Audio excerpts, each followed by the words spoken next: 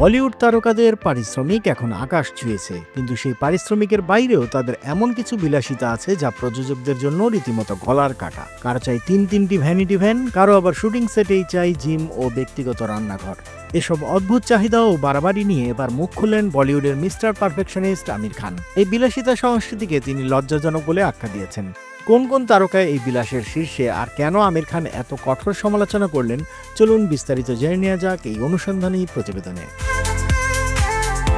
Hollywood reporter ইন্ডিয়ার এক অনুসন্ধানী প্রতিবেদনে বলিউড তারকাদের ভ্যানিটি ভ্যান নিয়ে অনেক চমকপ্রদ তথ্য উঠে এসেছে। ভ্যানিটি ভ্যান সরবরাহকারী কেতন রাবালের দেওয়া তথ্য মতে রণবীর সিং এর চাহিদা তিনটি ভ্যানিটি ভ্যান। একটি তার ব্যক্তিগত ব্যবহারের জন্য, একটি জিম হিসেবে, আর অন্যটি তার ব্যক্তিগত শেফের জন্য। শাহরুখ খানের ভ্যান এতটাই বিলাসবহুল যে সংকীর্ণ শুটিং লোকেশনে সেটা নেওয়া কঠিন হয়ে পড়ে। কঙ্গনা রানাউতের ভ্যান বলিউডের সবচেয়ে দামি ভ্যানগুলোর একটি। তিনি ভ্যানের ইন্টেরিয়র নকশায় নিজে যুক্ত ছিলেন এবং শিশম কাঠের মতো দুষ্প্রাপ্য উপকরণ ব্যবহার করেছেন। জন আব্রাহাম তার ভ্যানে ফ্লোর টু সিলিং উইন্ডো চেয়েছেন প্রাকৃতিক আলোর জন্য, তবে ইন্টেরিয়রের রং সম্পূর্ণ কালো। মেঝে, দেয়াল, টয়লেট সবই কালো।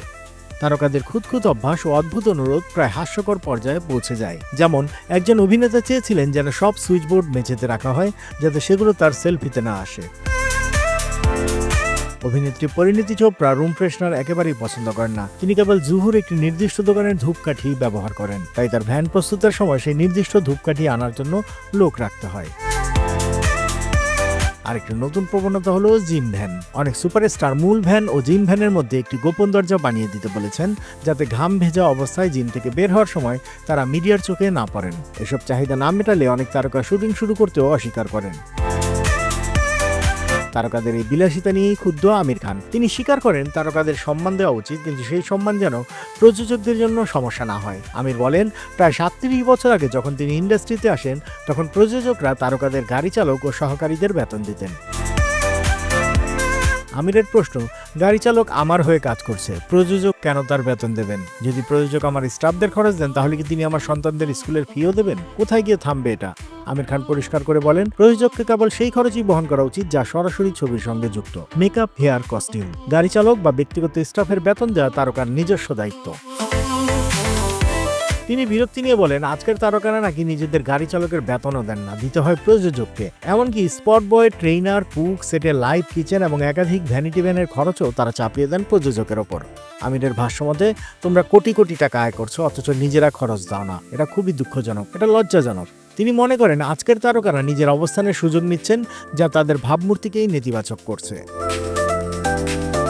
তারকাদের এই বিলাসের উল্টো দিকে রয়েছে জুনিয়র শিল্পী ও ব্যাকগ্রাউন্ড শিল্পীদের চরম বৈষম্য। তাদের জন্য ভ্যান না থাকায় অনেকে ত্রিপল টাঙানো তাঁবুর ভেতরে পোশাক বদলান, যখন তারকারা এসির ঠান্ডা হওয়ায় বসে কফিতে চুমুক দেন।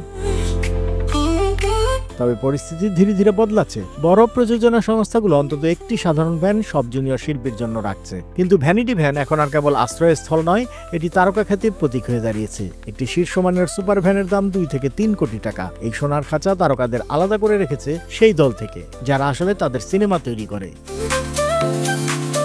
আমির খানের এই কড়া সমালোচনা কি সঠিক? আপনি কি মনে করেন বলিউডের তারকাদের নিজস্ব খরচ প্রযোজকদের ঘাড়ে চাপানো উচিত? মতামত জানাতে পারেন কমেন্টে। বিনোদনের সব আপডেট, বিশ্লেষণ আর ইনসাইট নিউজ পেতে সাবস্ক্রাইব করুন বাংলা প্রো ইউটিউব চ্যানেল। একই সঙ্গে লাইক, কমেন্ট করে সংযুক্ত থাকুন বাংলা প্রো ফেসবুক, ইনস্টাগ্রাম ও টিকটকে।